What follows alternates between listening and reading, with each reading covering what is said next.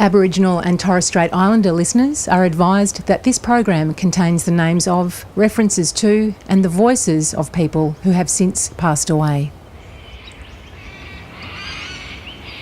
At Moss, at the bush at the back of the Australian War Memorial in front of the Aboriginal Torres Strait Islander Memorial Stone, Ngunnawal country.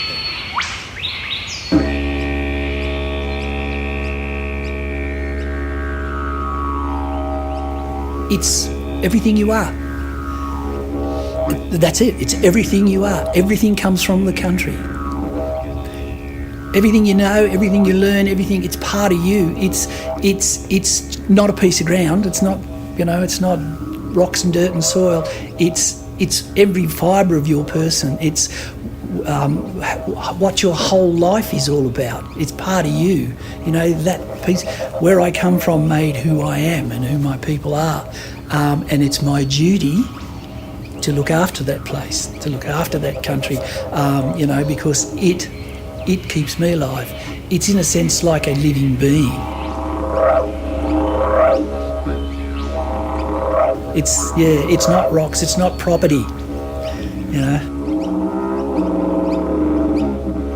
And that's the thing with when the first fleet came out here and settlers came out here, the Aboriginal population went, why are you putting fences around things? We all own this. You don't own it. It's part of all of us. And we could not understand the meaning of ownership because you don't own it. It's just part of you. It's everything that you are. Yeah.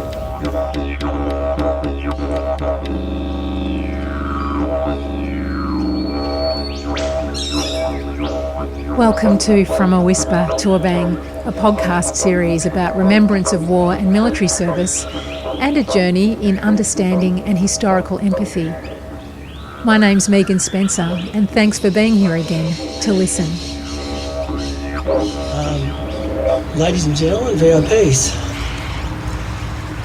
what will future bring for those young Aboriginal and Torres Strait Islander men and women who will choose a career in the Defence Force? This place will mean many things for many people, but it will always be a place to come and remember those of us who protect country. Those from the past, those of us in the present, and those who will follow us. Thank you.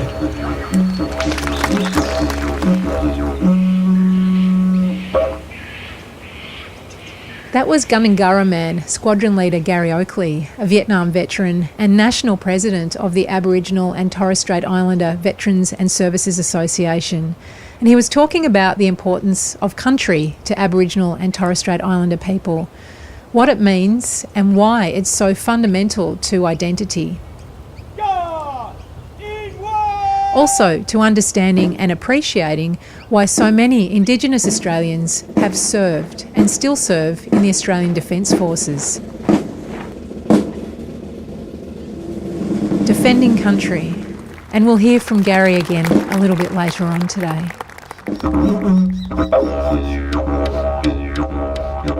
And that's the sound of the Yidaki, otherwise known as the didgeridoo, being played by Walpuri man, leading aircraftsman Brodie McIntyre. He's playing at the site of the Aboriginal and Torres Strait Islander Memorial Plaque on the side of Mount Ainslie in Canberra. He's playing to pay his respects to the old people, the ancestors of this traditional homeland of the Ngunnawal people, the country on which the Australian War Memorial and Parliament House both sit.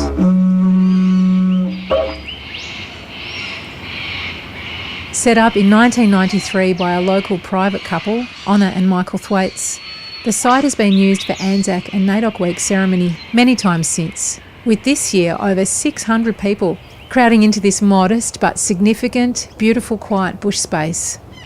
To mark the Anzac Day dawn service, it was the biggest one yet.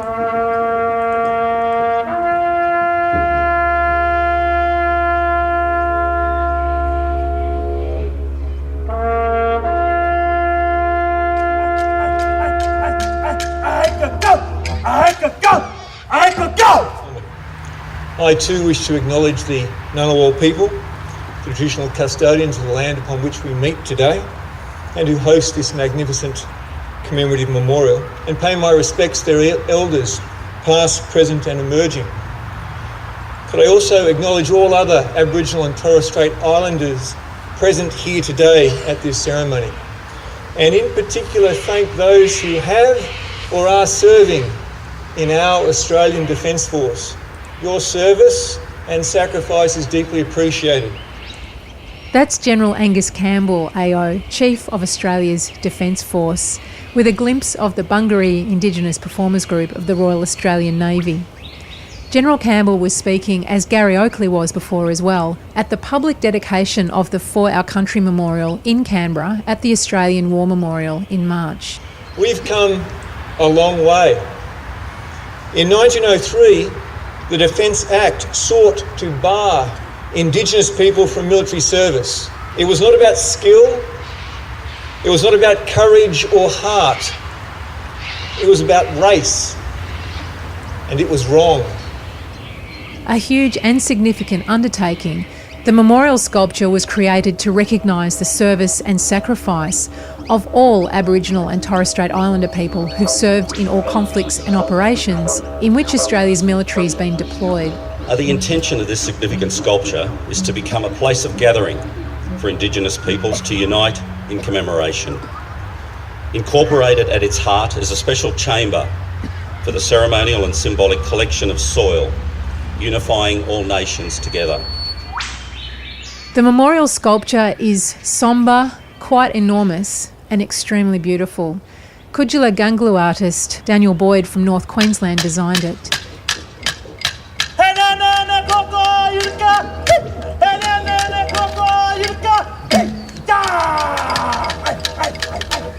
In the official program, it says that the artist intended that each nation be commemorated in this place, where the soil of their country joins the many lands our ancestors have defended,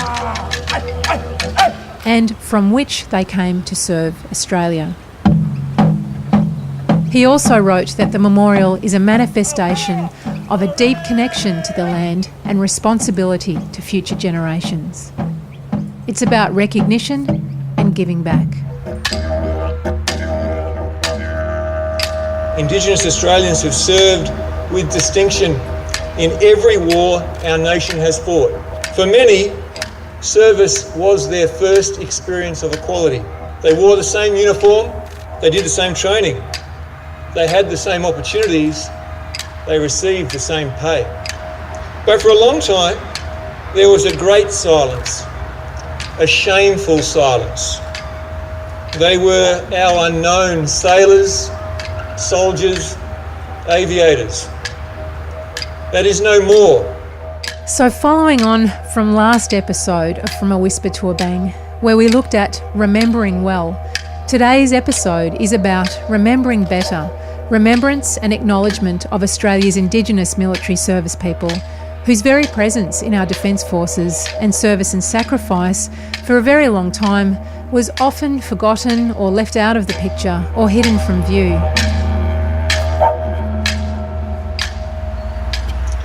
My father and grandfather, along with other Indigenous men and women, served our nation well in all wars. Yet the dispossession beginning in 1788 had destroyed their ancient civilization. However, their abiding loyalty to this country we all call home rose above the deep bitterness of the past. These men and women forged new identities that challenged the haunting devastations wrought by widespread violent colonial brutality and heralded a new and different future for us all. Sharing her family's story at the For Our Country launch, that was author and historian Dr. Jackie Huggins AM, a senior Bidjara and Birri-Gabba woman.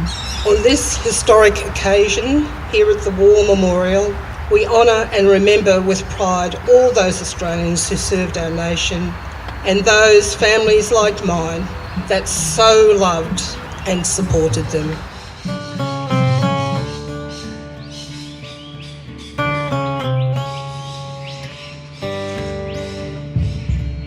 This is a story of resilience, courage, honour, patience, respect, strength and healing. A continuing story which in more recent times, with the efforts of people who've been working tirelessly and quietly in the background, or sometimes out front loudly as well, recovering stories, including instead of excluding, inside and outside of Australian institutions. It is, as General Campbell says, finally a story of change. Of a history that is being finally restored, the ledger squared. It is a history that should be recognised and celebrated, and it is why I am pleased to be here for the dedication of For Our Country. So today I'm going to introduce you to some of these dedicated people doing all this hard work on behalf of us all. Have a great day, and Watamuli in my father's language to you all. Thank you. I could go!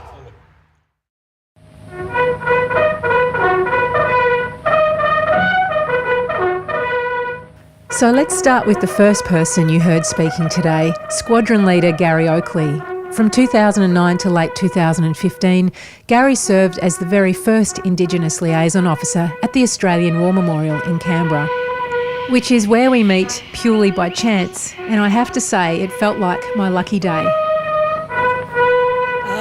My name's Gary Oakley. My people are the Gunditjmara. I'm from the Blue Mountains of New South Wales. I actually joined the Defence Forces as a 15-year-old in the Navy as a junior recruit. I served 22 years full-time in the Navy, most of that in submarines. I'm a Vietnam veteran. I left the Navy full-time service to take a position at the Australian War Memorial in military heraldry and technology. After a couple of years in MH&T, I took a position in, at the time, gallery development, which became the exhibition section, and I was the exhibitions curator for most of the main galleries in the War Memorial. At that time, I spoke to the then director, Steve Gower, and said we don't have not a great deal of Indigenous representation in the galleries. And I said we didn't have an Indigenous liaison officer or a RAP plan. We're kind of behind everybody else. And he just looked at me and went, "You're it." And that's how I became the Indigenous liaison officer at the Australian War Memorial. I worked at the War Memorial for 25 years as a curator, and I'd done some work as a reservist because I stayed in the Navy as a reservist with Defence Indigenous Affairs.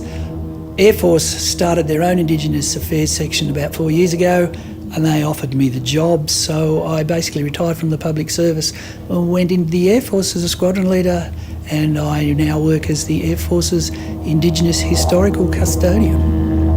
You've been a very busy man. Yeah, well, yes, I have. It's kind of interesting because as an Aboriginal kid, and my dad was funny, we just got on with life. My dad came off sort of on a reservation with his sisters. They lived in a place called the Gully in the Blue Mountains. But my pop at the time said the only way to get on in life is to get out of the gully. My dad and his sisters spoke language as kids, but they didn't after they left. It was to get on in life, you got to lose your culture at that point in time. So that's what they did. Pop moved them out of this place, and then my parents moved from Katoomba to a place called Canoundra in central New South Wales. There was nothing out there for an Indigenous kid, and I went, how do I get out of here and what's the quickest way? And I went, I can join the Navy as a 15-year-old and I can see the world and I can do all the things I want to do. So I joined the Navy and got out of there.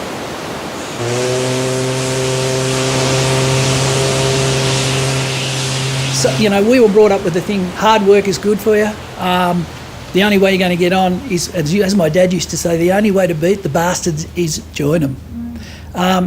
So in that process, we lost a fair bit of our culture, but we still knew who we were. And it's only funny, since I came to the War Memorial, probably in the last 20 years of my life, 15 years, I've really actually got back into it. That's how I got interested here at the War Memorial. When I got to the War Memorial, I went, we're sidelined. There is nothing out there about us. And then I started to look at stuff at the War Memorial within my work here.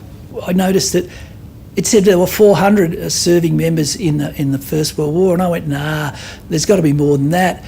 So I started to go out to Indigenous agencies, to Veterans Affairs, to the Defence Force, and started to get lists together. The list started to grow. Now we've got over 1,000, probably 1,500 for the First World War.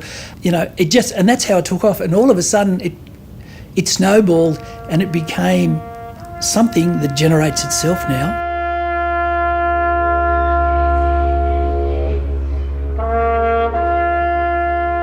Gary says getting involved with the Aboriginal and Torres Strait Islander Veterans and Services Association gave him big motivation to reconnect with his own culture through researching Indigenous service in our wars. But it wasn't always easy bringing it into Australia's National War Memorial. As you'll hear, initially he got some pushback. When I first took the job here at the War Memorial as Indigenous Liaison Officer, I got a bit of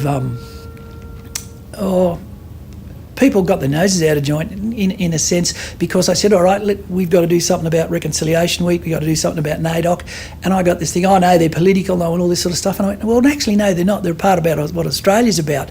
Let's start doing it. Got a bit of friction, got a bit of pushback. Funny thing, after a short period of time, the people that actually were against me were my best people.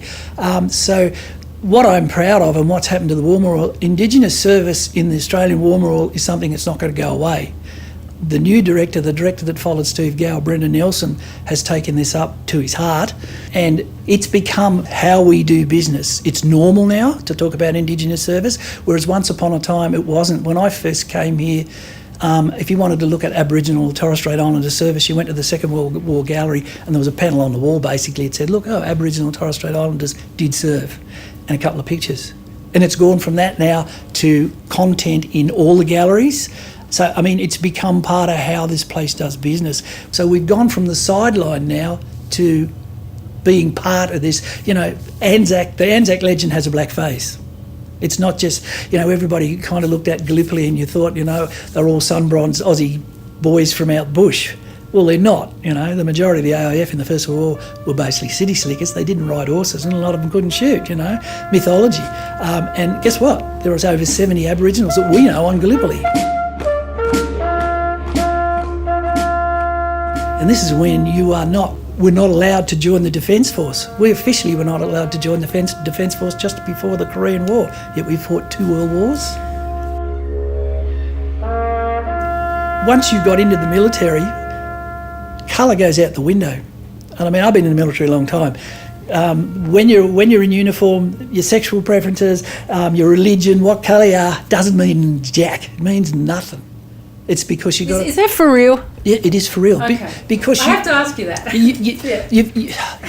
There's always prejudice. You're always going to get rednecks. You're always going to get people. It doesn't matter where you are in society.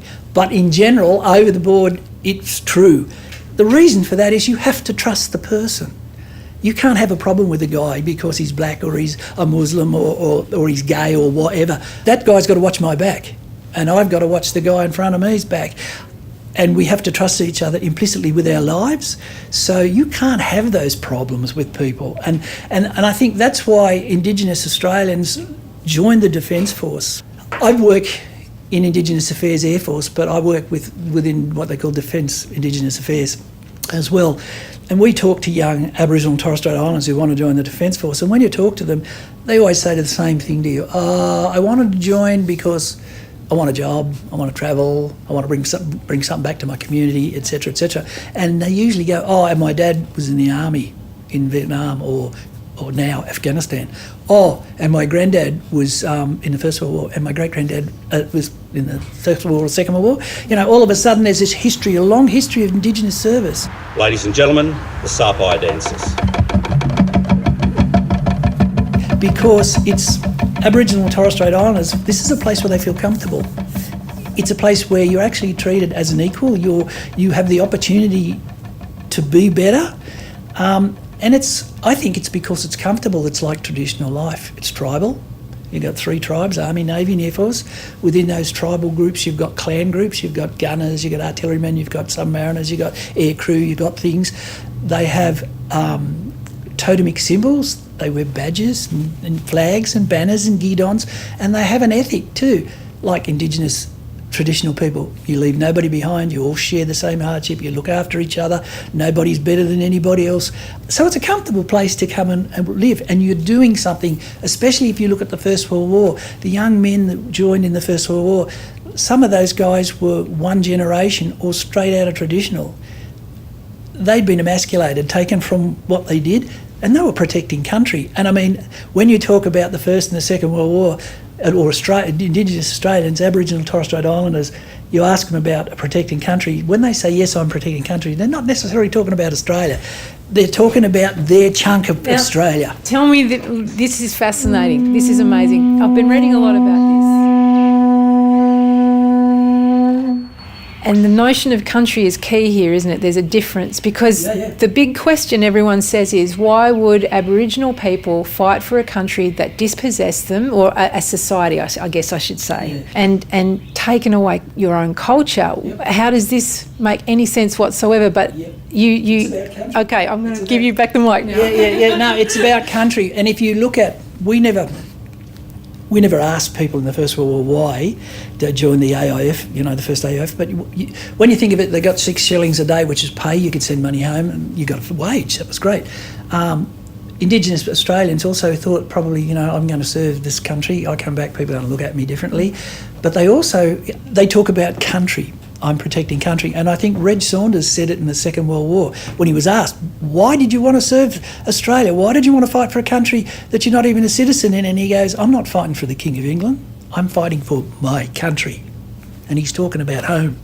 He's not talking about the King and Britain and the connection to Britain. He's talking about fighting for his country.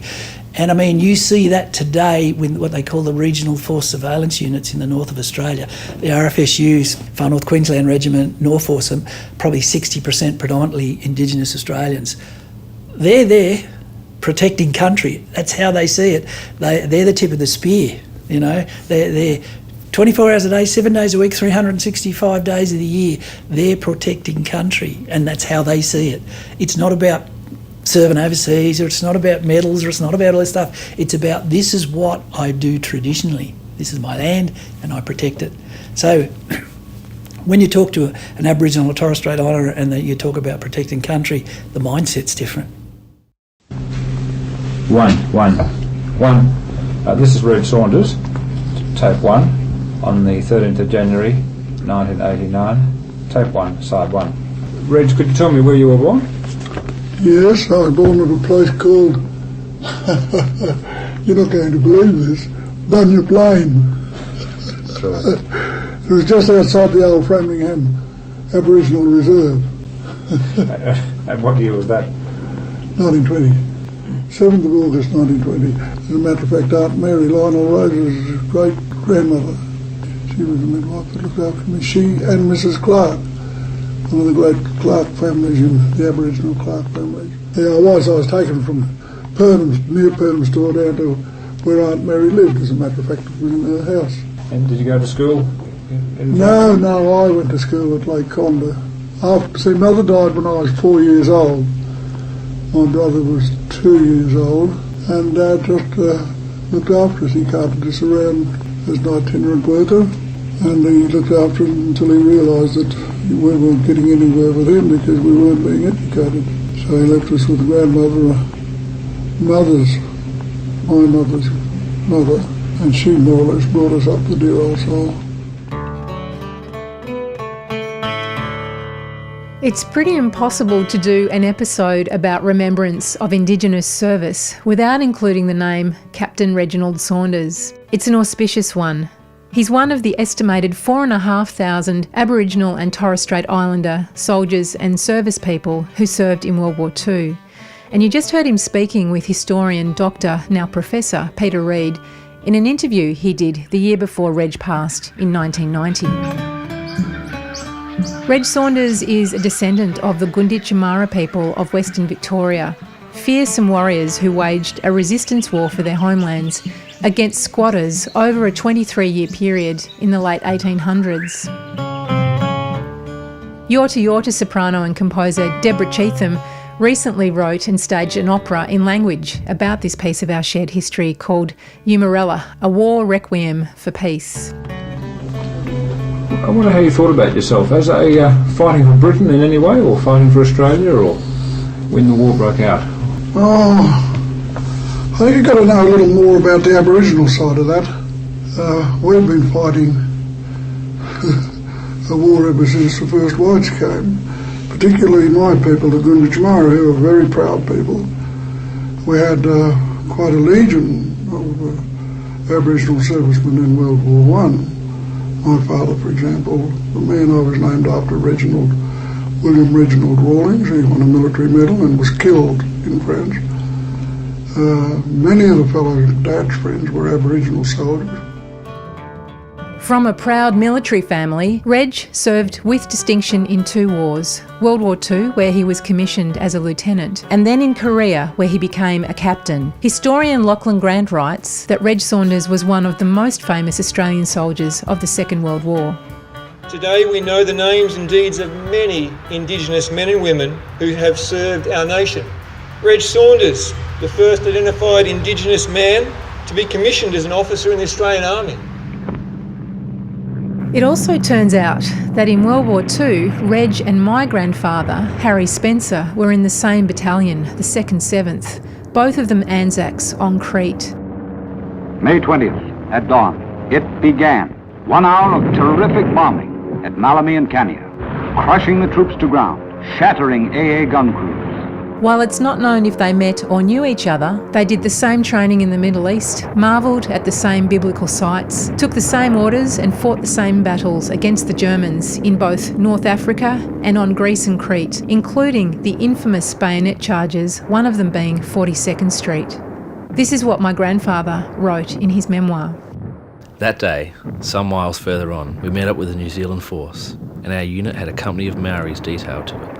They looked ferocious, as they were in shorts and shirts. We were not allowed this type of wear, and I had one Maori lieutenant with me named Tim. He was a great chap and a fine soldier, as were the rest of his men.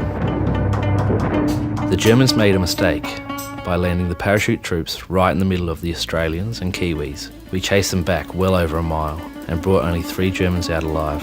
My brother told me later he had been sitting on the side of the road that they had mined, watching us have this battle. This battle was the only successful bayonet charge done on the island of Crete as a counter-attack. Altogether, we had 4 other skirmishes with a bayonet charge. The bayonet was something the enemy could not beat us with. After being so successful in driving the enemy back, we were surprised when we were ordered to retire some couple of miles to an underground hospital named 42nd Street, where we had another battle. Winning here, we were ordered back by the powers that be. So right up until the moment of capitulation in that ill-fated Greek campaign, stranded on Crete on June 1st, 1941, as soldiers, Reg and Harry seem to have shared very similar wars, fighting bravely for the Allies. While Harry chose to become a prisoner of war at that moment, Reg stayed on the island to try for rescue later on. After 11 months of evading German capture and with the help of Cretan families, Reg was evacuated, going on to fight the war much closer to home in New Guinea. As soldiers, Reg and Harry were equals, but as civilians back in Australia after World War II, it was a different story. In spite of his returned soldier status, Reg and his young family faced continual discrimination and disadvantage due to his race.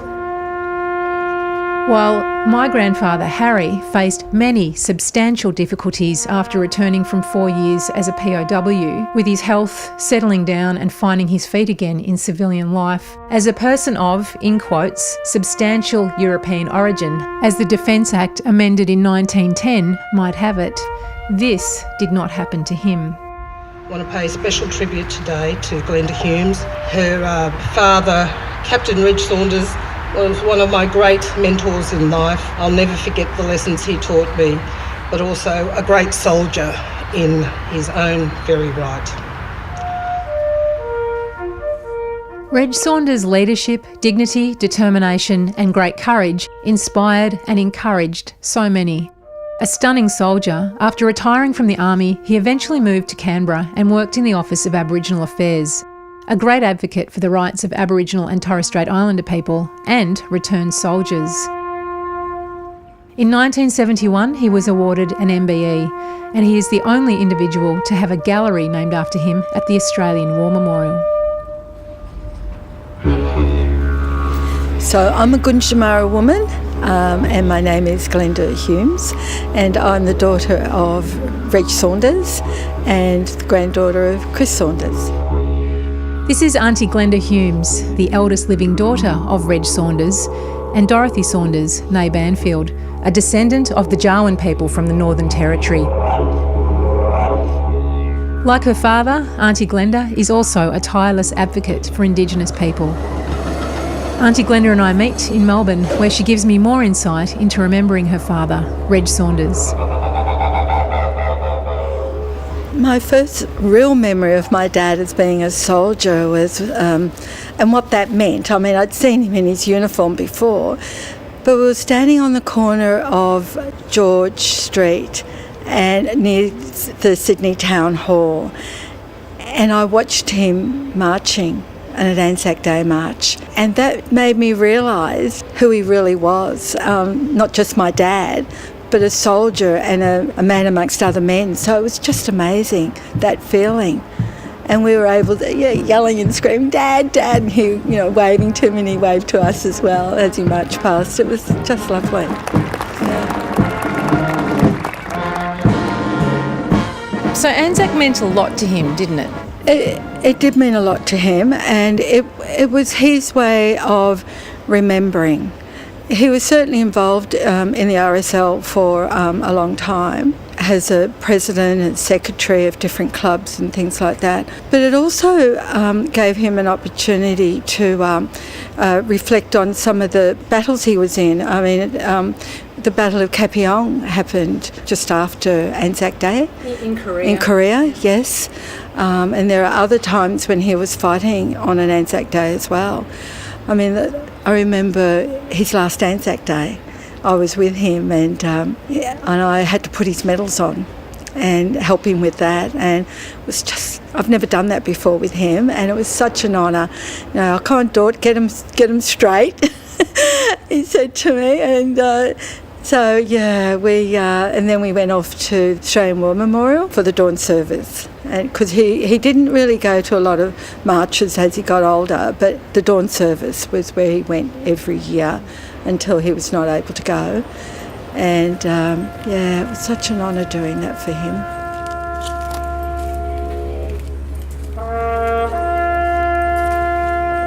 So your dad is a true patriot, I would say, having read his words and his philosophy about why he joined up. Would you give me some perspective on that, please, or share what that's about? Well, Dad was a country boy from Western Districts of Victoria. He grew up at a time when community was really important, both the Aboriginal and the non-Aboriginal community, because he was very active in both, played football and went out with a lot of non-Aboriginal young men as well as all his own relatives. And so for him, and being a Gunditjmara man and country being so important, just the way he was brought up, basically when he went to the war because it was for the country. He didn't worry about the king or anybody else. It was about who we were as a people, not just Aboriginal people, but this whole country. He was there for everyone, and he was never, frightened to say that he was there for everyone, because he had his fights as an Aboriginal man, because he was very dark, standing up for his rights. But what Dad took with him was really quite important. He took with him that fighting Gunditjmara spirit as well, but he also was a really, he just loved the military.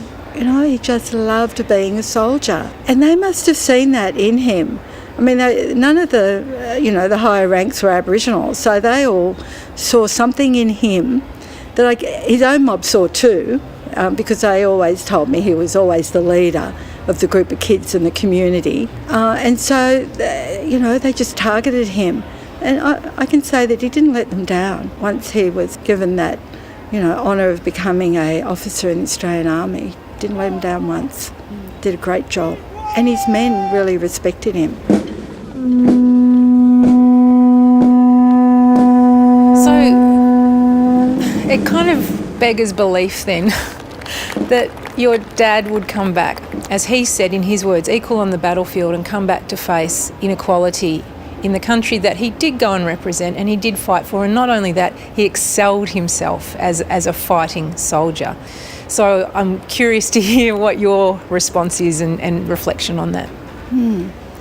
Well, he was also in the top 10 of officer training school, which just says that he was a smart bloke. He really was smart, clever, and intelligent. And so, the expectations, had it been now, would have been, look, they would have encouraged him to go to uni. They would have encouraged him to be in a higher position in a workplace, not a tram driver, not a foundry worker, just the lowest paid, whatever he could get.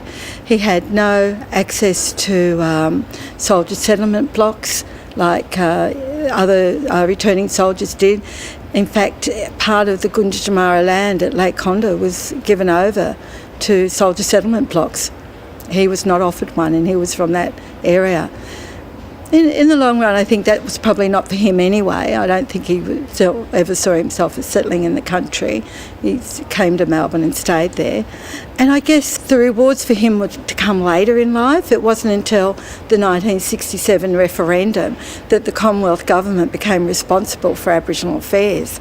And so when that occurred, they needed to employ people.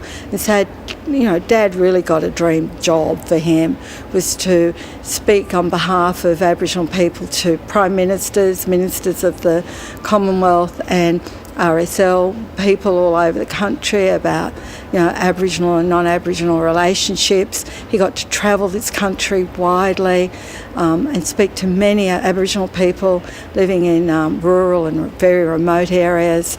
But, before that, he lived in absolute poverty. I mean, we were very, very poor. How about you as a person?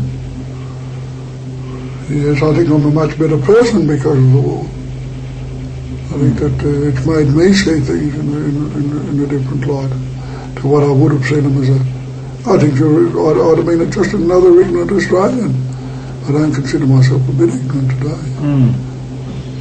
And I'm able to see the other man's point of view.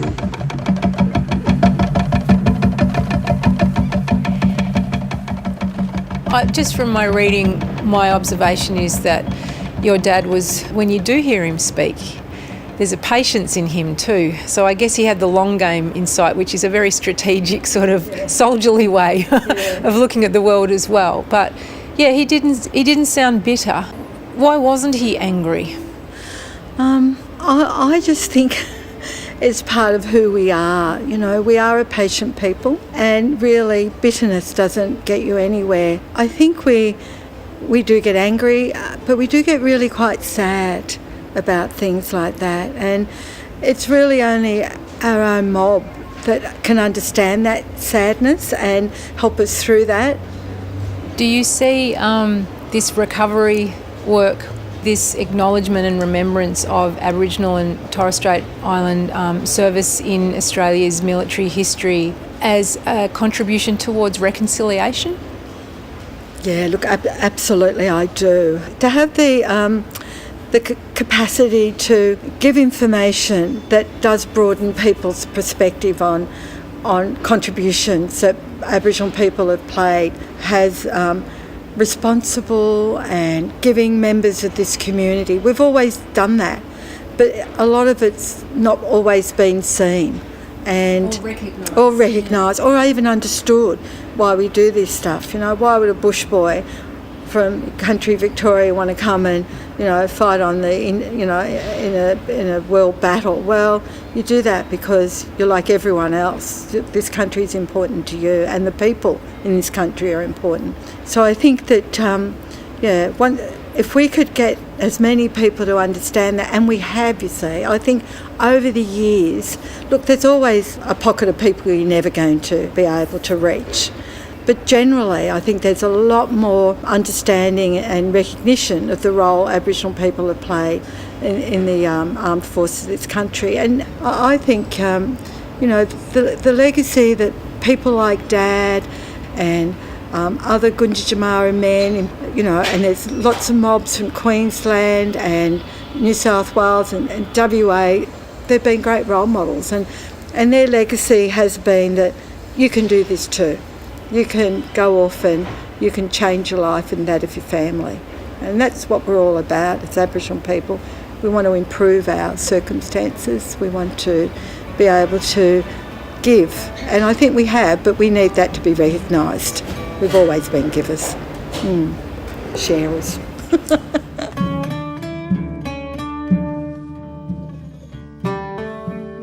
I'm very grateful to Auntie Glenda for sharing her insights and memories. And we also talked about the importance of sharing stories as a way to reach people, to bring about change, to restore lost histories. She was excited to tell me about Serving Our Country and Our Mob Served, two exciting, new and comprehensive books about the history of Aboriginal and Torres Strait Islander people's participation in the Australian Defence Forces. Both books grew out of years of research and interviews. And also the graphic novel that was written about her dad. Reg Saunders, an Indigenous war hero, which was co-written by artist Hugh Dolan and historian Adrian Threlfall, who works at the Shrine of Remembrance. We met him in an earlier episode of From a Whisper to a Bang. The comic not only details Reg's life and service, and that of his younger brother Harry, tragically killed in 1942 serving with the 2nd 14th Battalion in New Guinea. It's just a rip-roaring history read from start to end, also about Australia's incredible contribution to the little-known Anzac battle for Greece and Crete during World War II, that Glenda Humes' father and my grandfather and great-uncle were in. It really puts you there.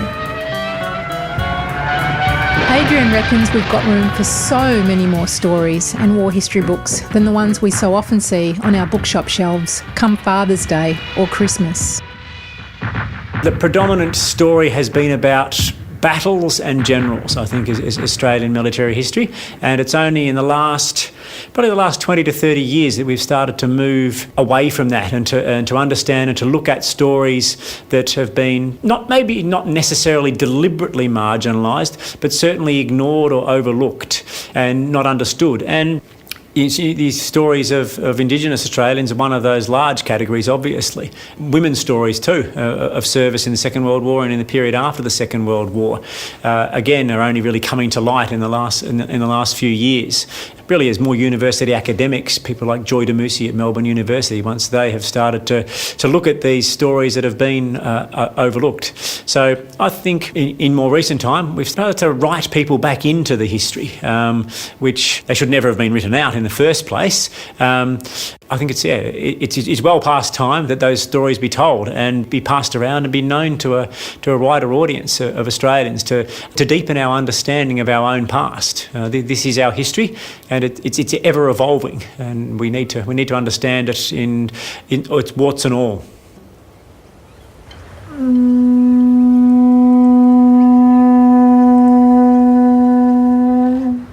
Of course, galleries and museums have a huge role to play in bringing lost stories into the light. While we were in Melbourne, Auntie Glenda and I visited the amazing touring exhibition about Indigenous service For Country, for Nation, presented by the Australian War Memorial.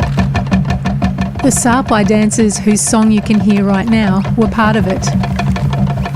And we were in there for hours. Ngunnawal Gomeroi man Michael Bell was on the exhibition's team and a driving force behind it, as he is at the War Memorial in his role as its current Indigenous Liaison Officer. Identifying Indigenous service people who, back in the day, often had to hide their identity in order to enlist is a massive and complex undertaking. So, let's get down to business. Yeah, thanks, Megan. I'm Michael Bell, Indigenous Liaison Officer at Australian War Memorial. Well, my major part of my role is to identify and recognise the contribution of Aboriginal and Torres Strait Islander service people, both in and out of uniform, because we consider that the ancillaries, so they were called, are just as important as those men with a tin hat and a gun, because the soldier's story is very important and they put their lives on the line, but the contribution of Aboriginal and Torres Strait Islander people to the war effort of Australia is also important, because it started to put our people at the forefront and earnest recognition that will roll into the changing society over the decades. So when you took on this job of Indigenous Liaison Officer, it's a massive research role, isn't it, really? Yeah, the research is what we do here, and it's to tell the stories. And in telling the stories, we're encouraging other community members and family members of descendants of soldiers to come forward and share their story. What we want to do is basically look at it as a tapestry of the commitment of Aboriginal service, and every soldier has a strand in that tapestry, and without all the stories we'll never see the full picture. And so what we're trying to do is encourage people to come forward with their stories and say, have you got my dad's name or my granddad's name or my uncle's name? And once we find that, and what we're finding is that we get into a family tree and there's more than one. You know, Aboriginal men didn't sign up by themselves, or very rarely they did, but they took their uncle or cousin or brother with them, and you'll find that one family has multiple members in signing up for service. It's really, in some ways, not dissimilar to any Australian story of enlisting, is it? You know, when people come here or start researching their family tree, it's more same than different in some respects, isn't it? Oh, in every respect. It's just the knowing that Aboriginal men served, and the restrictions that were placed on our men under the 1903, amended in 1910 Defence Act with the non-substantial European restrictions led the broader community to think that Aboriginal and Torres Strait Islander men didn't serve, but we did. And as with the non-Indigenous brothers and sisters, families enlisted together, and mates from camps went together. If you're in a work crew and you go past, everybody enlists, and it's seen as your patriotic duty. And the reasonings for that is your adventure, the money, the way of life for young men going off to dare and volunteer and defend country. That's what we're looking to do, and we're trying to put the Indigenous perspective into that service, so that we think of Aboriginal servicemen not separately but together in that service with their non-Indigenous brothers and sisters. In Australia, though, we've written Aboriginal servicemen and women out of the history books for many, many years. Why was that? Well, that was a sign of the time and a reflection to the policies of the day. Under the White Australia policy, we were seen as the smoothing the pillow of a dying race, and other such quotes about the treatment under the Protector of Aboriginals and about the control of Aboriginal people. Despite those restrictions and despite those acts, Aboriginal men still served. What we have to do is, it's about the quality of service and volunteering with additional restrictions on that we need to come and commemorate and quantify. It's all about, for me, it's about getting to the truth of the story and telling and reflecting the Indigenous participation in the first and second AIF and ongoing subsequent campaigns all the way up to modern day serving soldiers in peacekeeping and in wartime. So let's say in the past there's been a resistance towards acknowledging this truth. What are you finding these days? Are people's ears more open? Do they want to know? Is there a curiosity around finding out about our Aboriginal history in our war service? I think it's the same with everything. It's once people are aware that it happened, they want to know more. It's about enabling the people who come to the Australian War Memorial or doing any family military history research is to have them ask why and have them ask who, and connect them with the Aboriginal service with their service person that they're researching, and so there may have been an Aboriginal man in his unit or his battalion or his service, and that's what we're trying to do, is not be separate but acknowledge that service was there indeed in the first place, to rectify the non-recognition back in the early days. And that was reflecting a change of Australian as society and a maturity of Australia now as a nation to talk about the involvement of Aboriginal and Torres Strait Islander people more openly and to encourage that.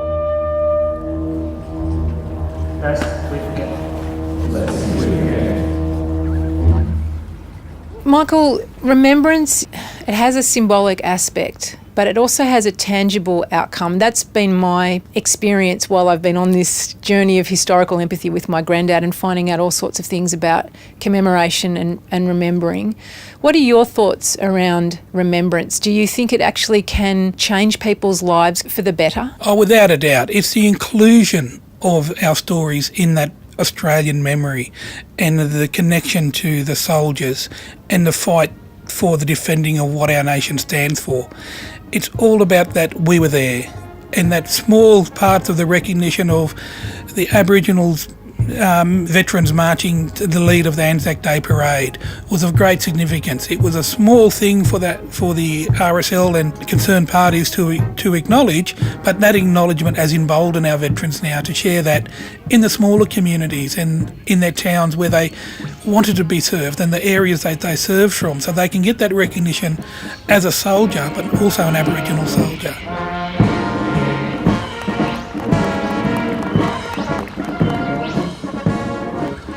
I would now like to invite the Director of the Australian War Memorial, Dr. Brendan Nelson, to deliver the welcome.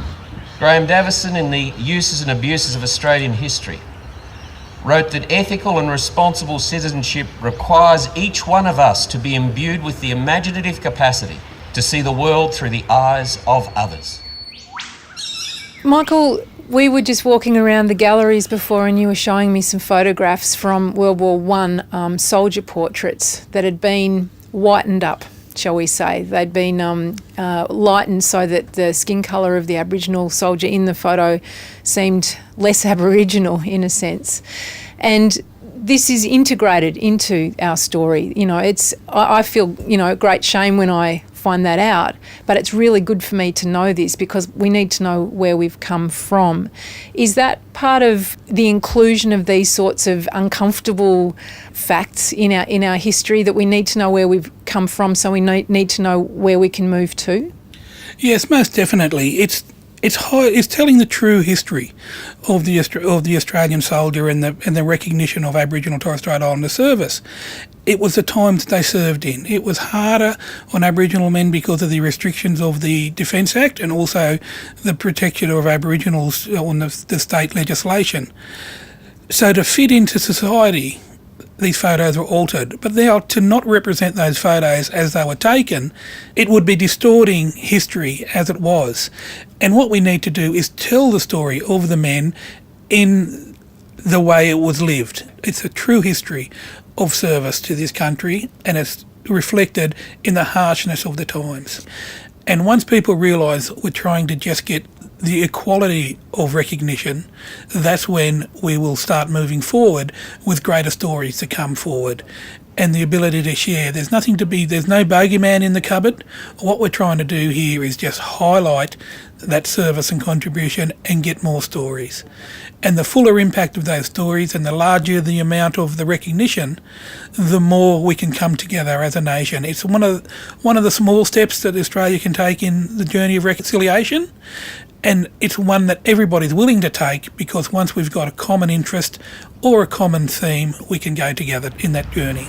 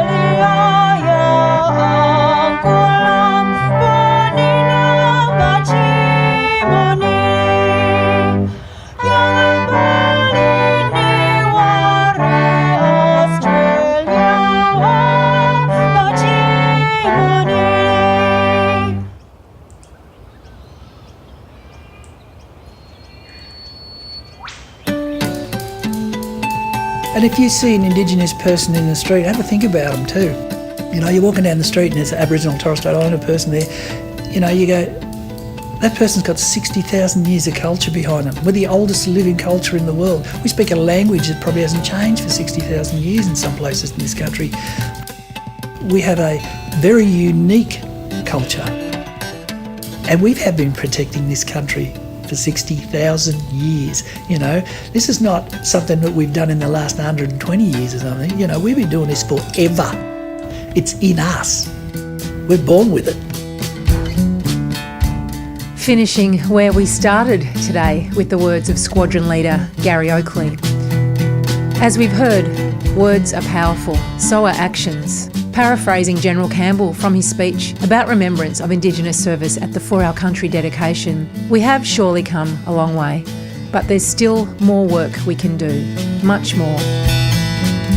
I'd like to dedicate this episode to all those people who, for decades, have been doing this heavy lifting on behalf of us all, and also to all Australians, past and present, who have served and sacrificed for country and for our country. May we never, ever forget. On the next and final episode of From a Whisper to a Bang, putting it all back together, 100 years on from the armistice of World War I, I'll ask, remembrance, where to from here? And also speak to renowned Canadian historian Professor Margaret McMillan. From a Whisper to a Bang is a podcast series produced by me, Megan Spencer, for the Australian War Memorial. Speaking today were Squadron Leader Gary Oakley, Auntie Glenda Humes, Dr. Adrian Threlfall and Michael Bell. You also heard the voices of General Angus Campbell, Dr. Jackie Huggins, Captain Reginald Saunders, Professor Peter Reid, Dr. Brendan Nelson, MC Richard Cruz and actor Heath Bigg. Music is by renowned Cretan Australian artists Zilurus White. With additional music today by Warramai Man, Wing Commander Jonathan Lilly, Leading Aircraftsman Brodie McIntyre, both performing Didgeridoo Yidaki.